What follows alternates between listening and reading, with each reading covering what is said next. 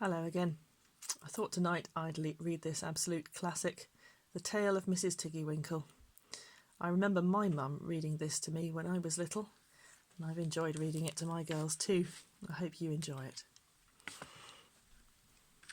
Let me just see if I can get the picture to focus. There we go. Once upon a time, there was a little girl called Lucy, who lived at a farm called Littletown. She was a good little girl, and she was always losing her pocket handkerchiefs. One day, little Lucy came into the farmyard crying. Oh, she did cry so. I've lost my pocket handkin, 3 handkins and a penny. Have you seen them, Tabby kitten?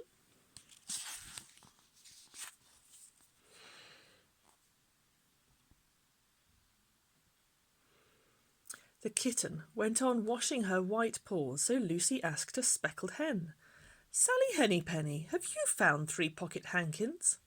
But the speckled hen ran into a barn clucking, I go barefoot, barefoot, barefoot. My chickens say that.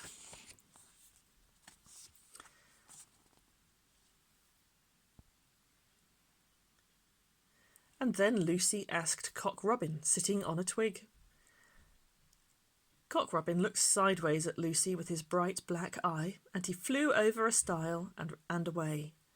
Lucy climbed upon the stile and looked up at the hill behind Little Hat Town, a hill that goes up, up, into the clouds as though it had no top.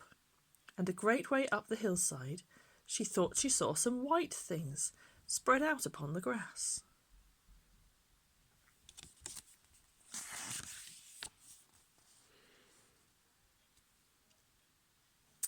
Lucy scrambled up the hill as fast as her stout legs would carry her. She ran along a steep pathway up and up until Littletown was right away down below. She could have dropped a pebble down a chimney. Look, just here, she's right up above the houses.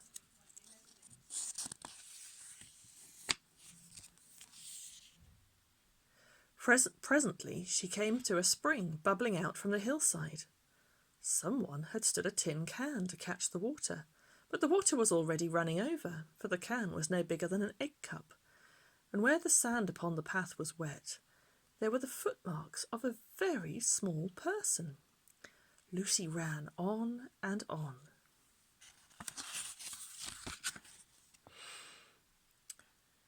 The path ended under a big rock. The grass was short and green, and there were clothes props cut from bracken stems, with lines of plaited rushes, and a heap of tiny clothespins, but no pocket handkerchiefs.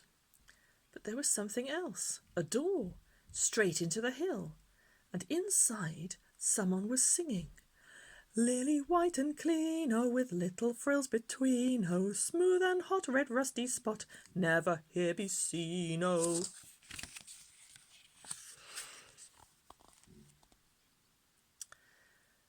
Lucy knocked once, twice, and interrupted the song. A little frightened voice called out, Who's that?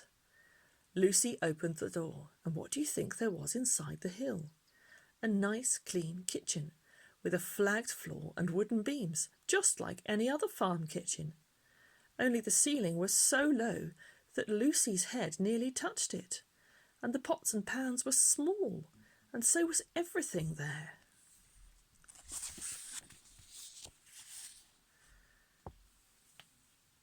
There was a nice, hot, singy smell, and at the table, with an iron in her hand, stood a very stout, short person, staring anxiously at Lucy. Her print gown was tucked up, and she was wearing a large apron over her striped petticoat. Her little black nose went sniffle, sniffle, sniffle, and her eyes went twinkle, twinkle. And underneath her cap, where Lucy had yellow curls, that little person had prickles. Look at that, all the prickles sticking out of her bonnet.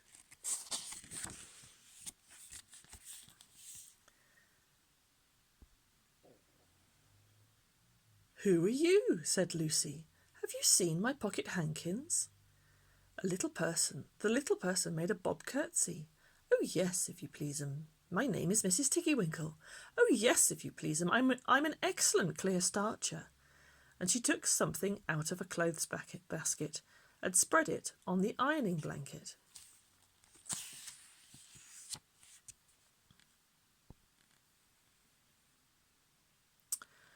What's that thing? Said Lucy. That's not my pocket hankin. Oh, no, if you please, that's a little scarlet waistcoat belonging to Cock Robin. And she ironed it and folded it and put it on one side.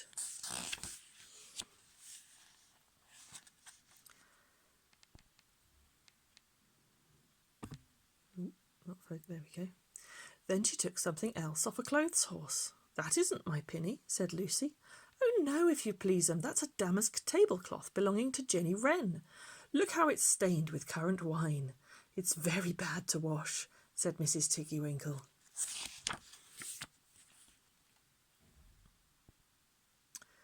Mrs. Tiggywinkle's nose went sniffle, sniffle, snuffle, and her eyes went twinkle, twinkle, and she fetched another hot iron from the fire.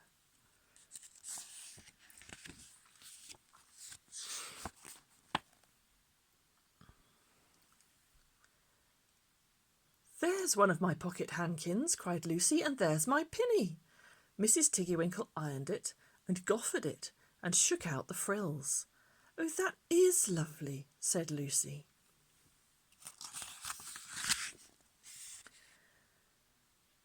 And what are those long yellow things with fingers like gloves?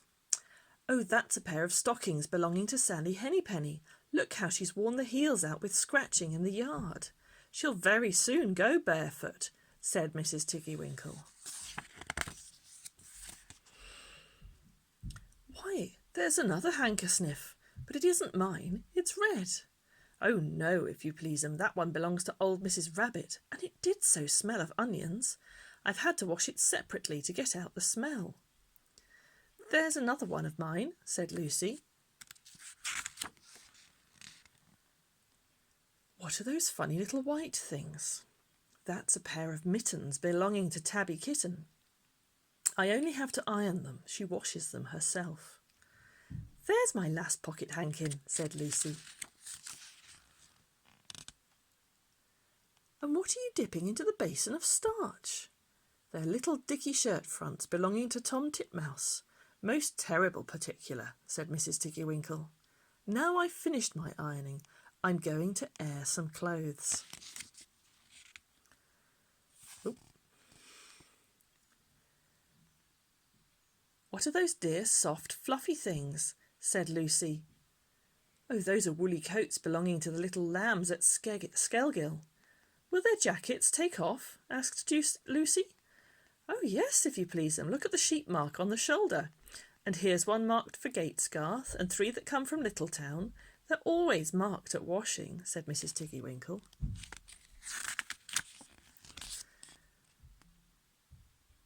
And she hung up all sorts and sizes of clothes, small brown coats of mice, and one velvety black moleskin waistcoat, and a red tailcoat with no tail belonging to Squirrel Nutkin, and a very much shrunk blue jacket belonging to Peter Rabbit, and a petticoat not marked that had got lost in the washing, and at last the basket was empty.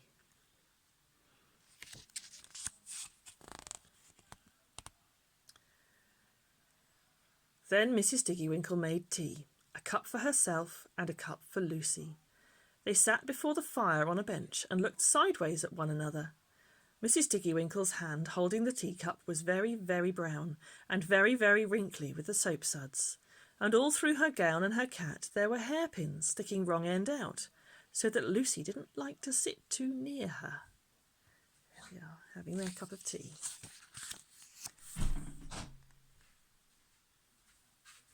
When they'd finished tea, they tied up the clothes in bundles, and Lucy's pocket handkerchiefs were folded up inside her clean pinny and fastened with a silver safety pin. And then they made up the fire with turf and came out and locked the door and hid the key under the doorsill.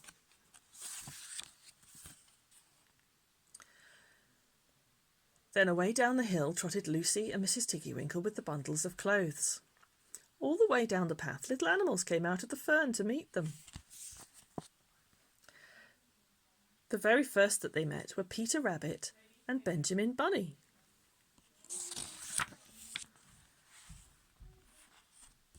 And she gave them their nice clean clothes. And all the little animals and birds were so very much obliged to dear Mrs. Tiggywinkle.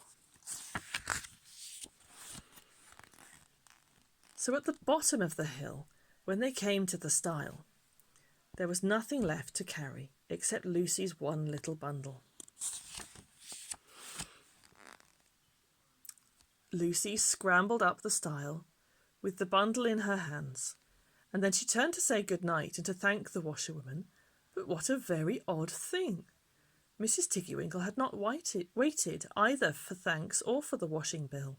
She was running up the hill, and where was her little white frilled cap and her shawl and her gown and her petticoat? And how small she had grown, and how brown and covered with prickles! Why, Mrs. Tiggywinkle was nothing but a hedgehog.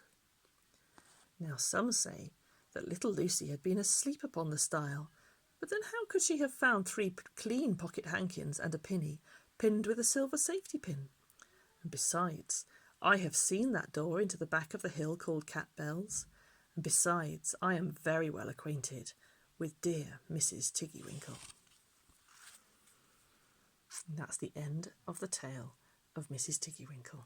I hope you enjoyed it. Good night.